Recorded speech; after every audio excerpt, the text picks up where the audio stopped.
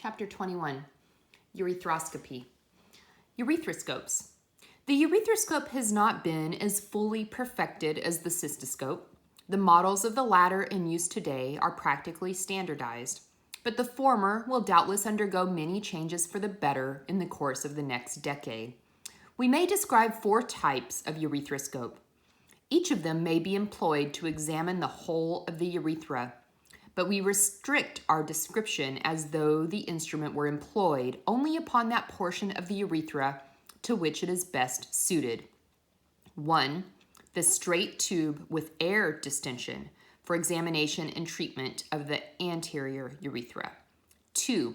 The straight tube with water distension for examination and treatment of the posterior urethra.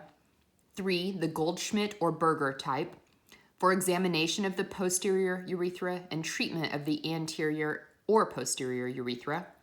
4. The Swinburne type for treatment of the verumontanum. The straight tube. This is practically the same instrument as was used by Desormeaux. The familiar model consists of a nickeled tube 12 centimeters long, at the outer end of which is attached a collar whereby it is manipulated, and to which is attached the source of light. A straight obturator fits into the instrument. Source of light. The light may be reflected from a head mirror, or may be reflected or thrown directly into the tube from an attachment at its outer extremity. This has the advantage of leaving the caliber of the tube free for manipulations and minimizing the danger of infection. It has the disadvantage, however, of throwing a light that is relatively dim. Instruments of this type are sold in this country under the names of Otis and Young.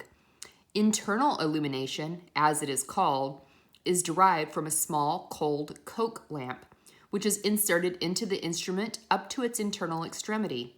Such are the instruments of Chetwood, Valentine, etc. We prefer internal illumination, whose brilliancy more than makes amends for the room which it occupies. Uses. The simple, open tube affords the best means of examining and treating the anterior urethra. It may also be employed in the posterior urethra, but is relatively difficult to introduce and inefficient as compared with the instrument next described. The straight tube with water distension. Ever since the invention of the urethroscope, attempts have been made to use it in the posterior urethra. But if used without any distension, the edge of the tube is likely to excite bleeding that obscures the field of vision more rapidly than it can be wiped off. Hurry, Fenwick, Mark, and others have endeavored to overcome this difficulty by employing air distension. The objection to this is its danger. Dr. Mark has reported a collapse due to air embolism, and I know of 1 death, unreported. Water distension is ideal. It washes away the blood and distends the posterior urethra. One may employ a wall tank, elevated at least 3 feet above the patient, or a piston syringe. The elbow obturator, devised by Louis, facilitates the introduction of the tube.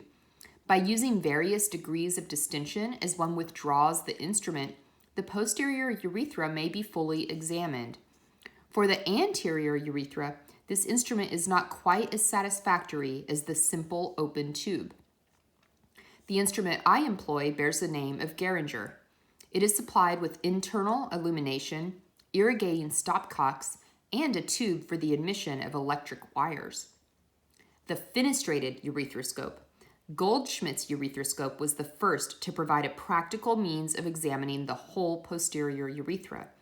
His instrument was soon improved upon by Berger, who, by means of a prismatic mirror, made his urethroscope an instrument of great value for the treatment of urethral lesions. Although Goldschmidt's instrument includes a large armamentarium of implements for the inspection or cauterization of cyst, papilloma, inflammation of the glands, and even prostatic bars, the instrument has been but little used in this country. With Berger's cystourethoscope, as it is called, one may make applications with great precision to lesions anywhere in the urethra.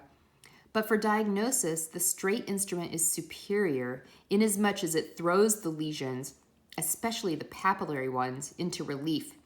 whereas with the Berger instrument, whose line of vision is at right angles to the shaft, one may overlook such lesions. The McCarthy urethroscope is an improvement of Berger's instrument. The Swinburne urethroscope is a straight open tube cut obliquely at its internal end and with a solid curved beak to facilitate its introduction into the posterior urethra. This is the ideal instrument for making applications to the verumontanum.